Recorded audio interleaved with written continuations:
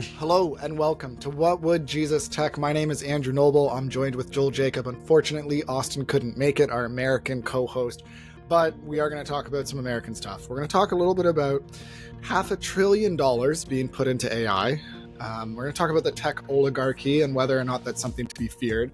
We're going to talk about it from two Canadians who feel like Trump is, I don't know, threatening us, wants us to become American. No, we're Canadian. How do we think about this kind of stuff? As well as some of the fears of regulation, crypto futures, and all this kind of stuff. We're going to get into it and how C.S. Lewis predicted it all. This episode comes in two parts. So part one is what you're listening to right now. And then part two will be over on our Patreon page as we get into a bit more of the details of this episode. We thank you if you have already subscribed to us on Patreon. We are aiming, no promises, but about one mini episode a month on Patreon. Patreon.com. What would Jesus tech? All right, Joel, how are you doing? You just got back from CES. Are you like doing all right? Yeah. I'm good. Definitely my January has been busy. I can't believe it's already the end of this first month of the year. But yeah, like CES was the way to kick it off. It always is in my world. And And what's your big like takeaway from CES? Like you're on the ground and seeing all this stuff. You go almost every year, so you can get a sense of the trends of what consumer products people are bringing to that event. So yeah, what's the one big takeaway that you you would have, or one or two? yeah, I think like that's exactly you get a pulse on like what's hot this year. The thing I was surprised to see actually is a lot of smaller companies coming out with smart glasses. So they're not like augmented reality glasses, they're just glasses with a microphone and an AI assistant or something on it. And then there were a couple of people being like, "Oh, we're going to add a projection, right, to the lens." And I like tried that. So I was like, "Okay, I think I've always been a believer in the Meta glasses and like this being a new platform, but you're starting to see this like platform shift happening where people are like building consensus that like this is better than being on our phone. Like I don't have to be on my phone when I take a picture of my kids. I can really interact with them and take those pictures, right, and have that moment. So I think it's just the beginning of that trend. And the other big trend was robotics. We there was like a robot which had like an arm on it, which is like, okay, it's a Roomba, picks up a sock and it can keep going. But then there's also like the Unitree Chinese walking dog for 1600 US, which is like, okay, I don't know. I told my wife, I'm like, I kind of want to buy one. She's like, why? It's like, oh, you can like make it patrol the house and do all these type of things. But I think, yeah, robotics also becoming more generalized will be something I can foresee where we went through this like purpose-built Roombas and these type of robots, and then moving towards more intelligence. So intelligent glasses, intelligence in your robots. Um, you can kind of see these trends emerging. So that's pretty cool. Yeah, no, that's really interesting. I mean, that's a theme in AI too. Like your background is robotics more so. My background is more AI. I worked at an AI SaaS company for almost 5 years. So the Yeah, you learned AI AI before it has, was cool. well, it's predictive AI, right? People don't talk about Yeah. predictive AI because all they care about now is generative AI, No. right? But there's kind of different kinds of AI. And yeah, generalized intelligence through generative AI is definitely happening. And yeah, interesting to think about generalized robotics. Um, Whereas 10 years ago, it was very specific to certain tasks. That's really cool. Okay, Trump. We can't keep up with all the news. We're not going to cover all the news. There's a few different things that we can think about in relation to this. One of the things that was just floored me, like I think Microsoft had already made an announcement about like $80 billion, and they had done that kind of independent a few weeks ago. And it was like, whoa, that's so much money. And then $500 billion toward this AI thing. Sam Altman gets to soak in all of this money that he needs for the future of AI for the energy. Can you unpack this for me? Like what happened? Yeah, I think, I mean, there's two things. The investor who's a CEO of SoftBank, Masayoshi Son, he's kind of famous for actually like needing to put a lot of capital towards things. So like even like the WeWork story and all of these things, like Hmm. he's the guy who invests, and he's always like, okay, here's like whatever 1 billion, and then it's like, but if I give you 2 billion, can you do more? Like, so he'll push people to try and take on bigger goals so he can have bigger returns. And it kind of all comes back to, if you have this like war chest, you need to like create these multiples on your investments. But if you, let's say you have 100 billion ready to go, you need to find 100 companies that are each looking for 1 billion. That's a lot of paperwork. It's like much easier to be like, oh, let's give like 50 billion to like one company. Hmm. And then in a previous conversation with Donald Trump, Trump flipped it on him when he was like, hey, I'm going to put 100 billion in. Trump's like, why not 200? So it's like, it's like one of the first times maybe that he got negged. And, that actually, if you watch the WeWork story, that's what the WeWork guy did with him. Anyways, so Hmm. that's how I think the ante got up to 500 billion. Um, and it's like, actually, if you look at like model training and stuff, the costs are scaling like that. So people are kind of like, oh, like these larger and larger models, you need more and more GPUs, and it's like, that's so expensive. So it's kind of, this number is kind of in line with this next leap in AI Yeah. model training. But then the question on like AI scaling loss is like, okay, if you're actually like just using more and more GPUs, does that still scale? What about data? What about thinking, right? Test time, compute. So there's all these ways to look at it. I think net, the bottom line is that people get desensitized by these numbers, right? It's like, It's so much money. It's so much money. Like, it's hard to like think about how hard it is to get to $1 million. And then like there's over 1 million millionaires apparently in America right now. oh Someone wow, recently did the statistics on that. Like, so millionaire is not as big as it used to be because of inflation and all that. But like to go from 1 million to 1 billion, like it's hard to conceptualize that. Like it's hard to think about 1,000 millions. And then to go to 1,000 more, like that's just to get to 1 trillion. It's so boggling of the mind. Um, and I get that it costs more. Like one of the things that is related to this is, well, and you brought it up, like the cost of AI. I've heard it kind of summarized that a Google search that takes a certain amount of energy, a chat GPT search takes 10 times the energy. That's as of currently. Well, Google is implementing, you know, AI in their responses now. And so you're getting these additional costs, these additional environmental impacts. And the marching order from Trump is build, build, build, not, you know, oh, let's be worried about environmental impact and that sort of thing. So yeah, I think from a Christian point of view, like we need to pray for our leaders. We need to honor the emperor, as the Apostle Peter says. There needs to be a reverence or respect towards our government, and at the same time, we also have an obligation to speak up as in a democracy in order to shift things that the good that they are to promote, as per Romans, when Romans talks about the government, they are to promote the good. We ought to influence them to define the good properly. And it is wild when you think about Europe and the hyper regulation that they have there. Like my supervisor, PhD supervisor, he's part of the Oxford AI team, mm, that does some of this AI ethics, and he's a Christian that speaks into that, and so he's super helpful to learn from.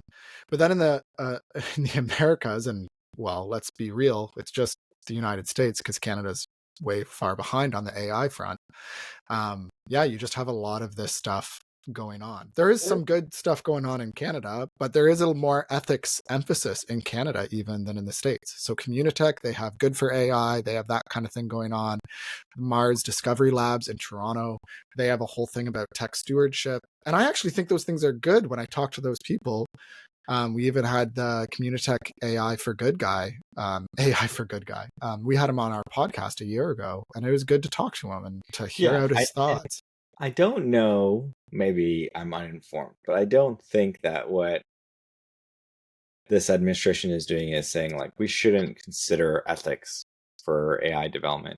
I think it's more about the related blockers, like you mentioned, like energy and environmental impacts. I think that's probably one of the bigger ones, which Mhm, has been a big part of this policy of like, okay, we need more energy, and we need to just like drill more oil, or we need to like do all these things to generate more energy. I'm gonna like green light all these power plants and stuff. And it's like in the tech world, and this also kind of relates to why a bunch of technologists like shifted probably Republican in this last cycle. You're looking at like China, which is painted as this adversary and is like the number two economy in the world. They have so much nuclear that their electrical cost is actually like, I think it's like 20% of our hmm, electrical cost. So to build anything, it's actually much cheaper for them. hmm, So they have like a structural advantage. So it's like, okay, the only way to kind of like even the playing fields is like to give ourselves a lot more energy. And guess what? AI, crypto, all of these things are super energy, you know, uh, inducive. One of the interesting things you did mention, though, I do want to touch on is that like the Google search versus the AI search. What is actually interesting in, let's call it the cost per token, it is actually coming down faster than kind of like the cost of hosting a gigabyte of storage on a website. So, think about like AWS or GCP, they had these like hosting costs, and then, hey, memory gets more affordable, and like now a terabyte hmm, hard drive is a lot easier to get. So these memory costs come down, and there's a curve. hmm, The cost of intelligence, let's call it, is actually coming down at a much faster rate. hmm, So what they're going to say is like, okay, yeah, sure, this AI query costs a lot more today, but in next year, it's actually going to be like a tenth of the cost. hmm. So don't worry about it today. That's a problem that will be solved in a year anyways, because it'll just be more efficient and cheaper with these new models and stuff like that.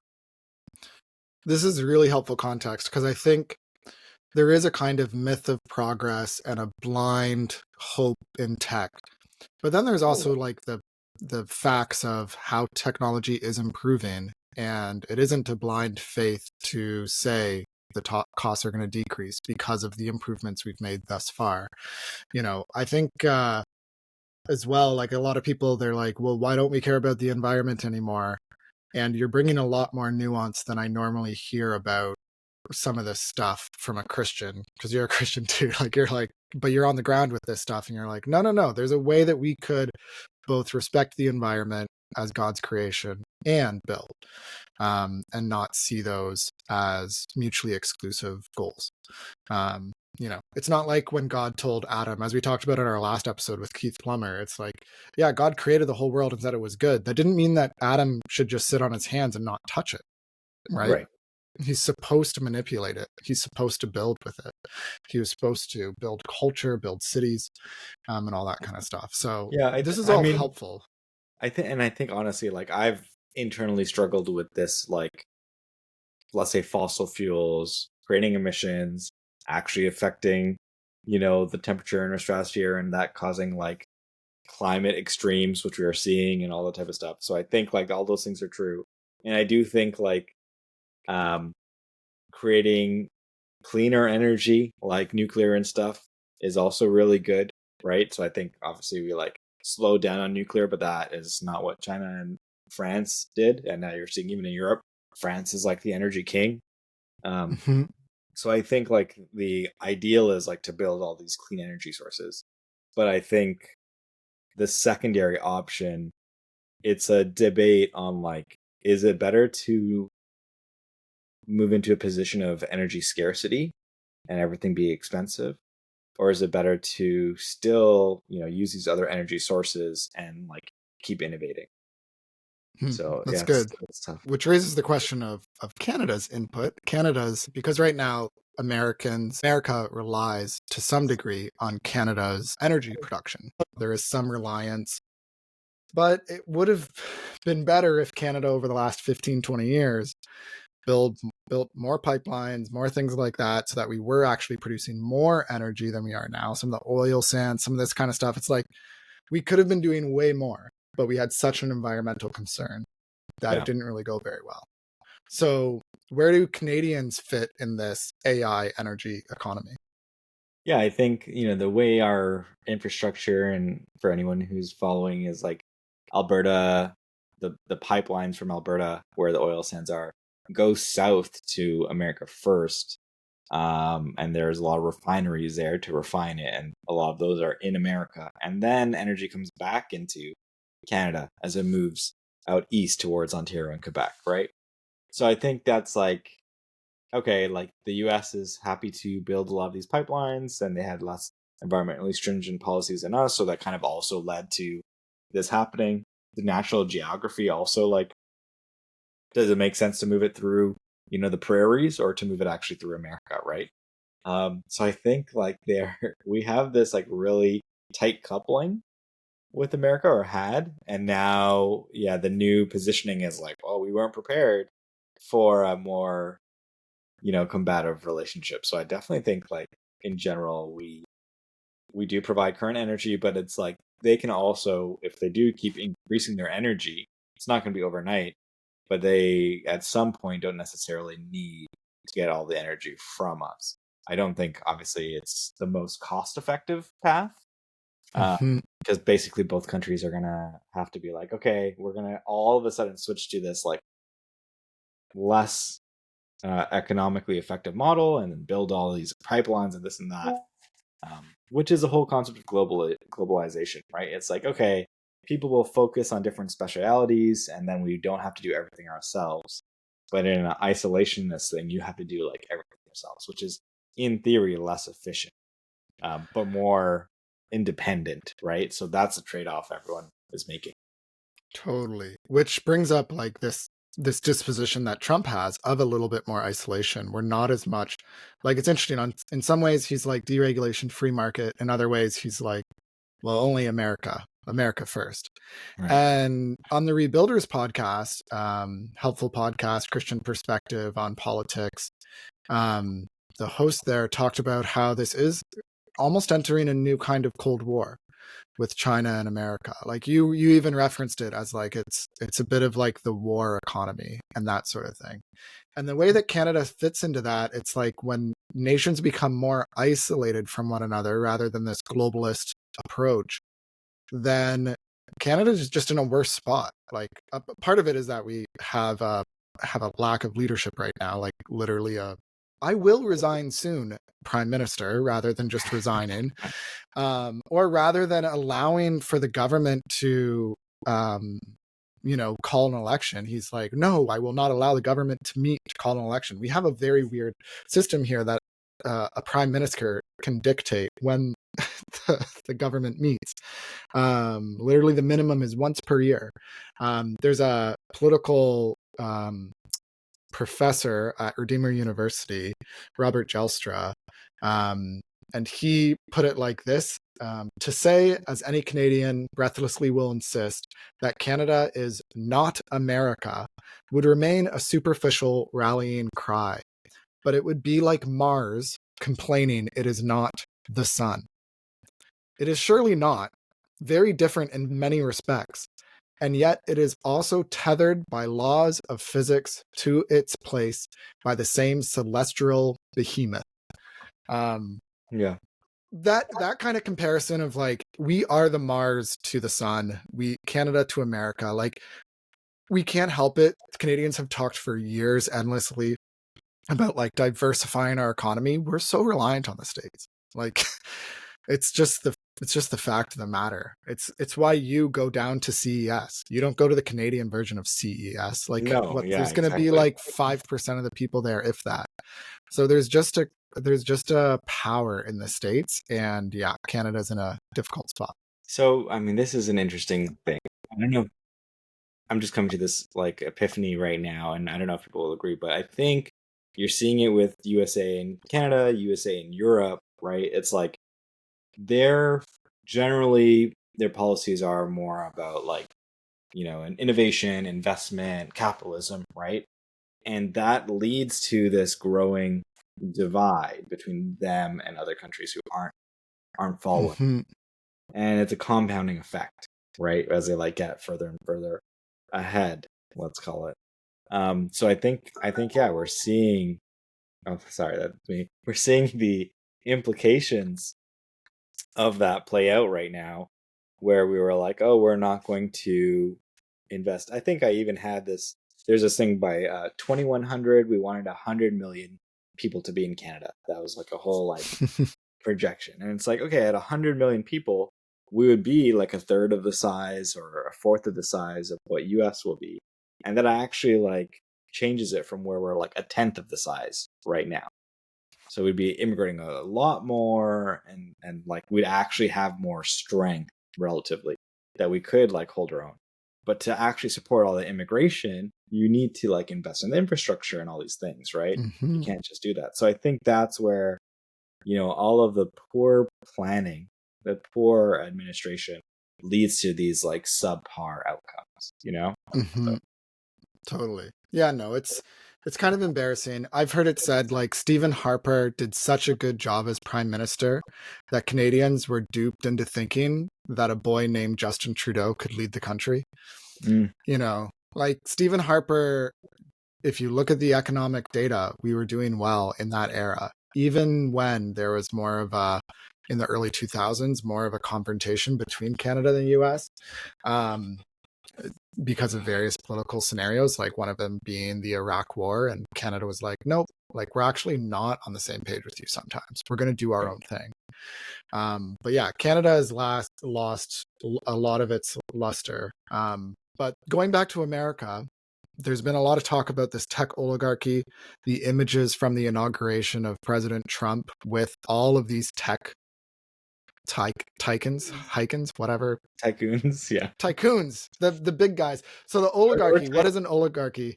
It is a small group of people having control of a country, organization, and institution. Do you think that America is becoming a tech oligarchy?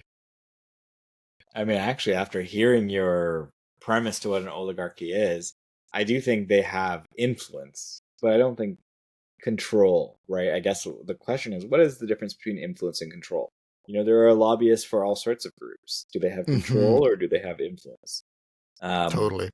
but I think they definitely do have influence. I don't know what that means. I think part of me probably has bias, which is harder for me to kind of think about it more clearly, is because I'm in the tech world. So actually, like seeing those type of things is like, finally we're free. The shackles are broken. We're gonna innovate. We're gonna build. And like in my like social media sphere, that's like the vibe, right? Yeah, that's It's what like you're seeing. so.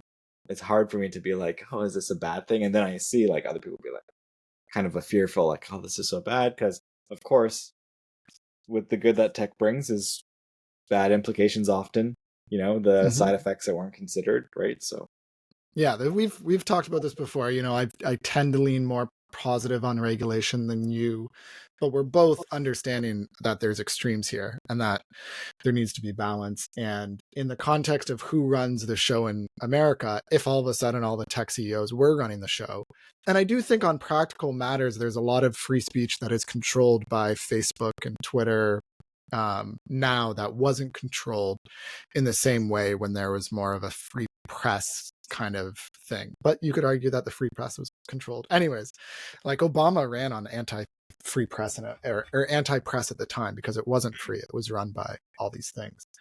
There's an article in The Economist that recently was written saying that Donald Trump's America will not become a tech oligarchy. And they gave three reasons. The first, the supposed techno oligarchs control far too small a portion of the country's vast and vastly diverse economy. This gets to the point where you're saying it's like, yeah, in the context of what people talk about, technology feels like a big deal. In Kitchener-Waterloo, it's like the big industry. But if you look at the stats, it's only 5% of people in Kitchener-Waterloo actually work in tech. hmm. And if you think about the earnings before interest, taxes, depreciation, amortization, the earnings of Amazon, Meta, and Tesla correspond to 1.8% of American GDP. Like it's 1.8%. Like we think it's this big deal, but it's not. In Russia, there's a study done in 2004 in the Journal of Economic Perspectives, and they found that 24 magnets employed magnets. Maybe I don't even. This is the problem with reading words and then you say them out loud and you don't know what they mean, or you don't know how to pronounce them. I get what they're getting at with this. Oligarchs is the context. They employed nearly a fifth of all workers and earned 77% of sales in manufacturing and mining, which at the time accounted for 2/3 of Russian output. Like basically, if you look at like Russia or you look at Hungary, you look at all these other places, like there's actually a few businessmen who run things. Whereas in America, it's really not to that extent. Like we can overreact sometimes.